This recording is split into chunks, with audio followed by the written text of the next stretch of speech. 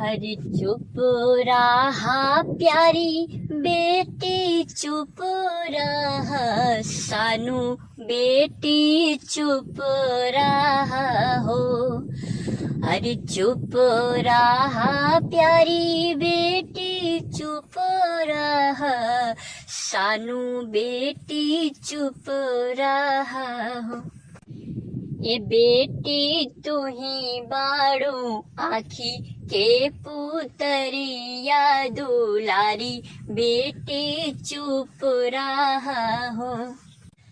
अरे चुप रही ए पापा, चुप रहे बोला कैसे चुप रहे हो।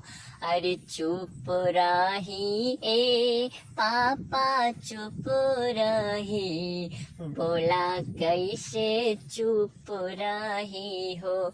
ए पापा छूट जाता गऊ नगरिया, बोलाना कैसे चुप रहे हो।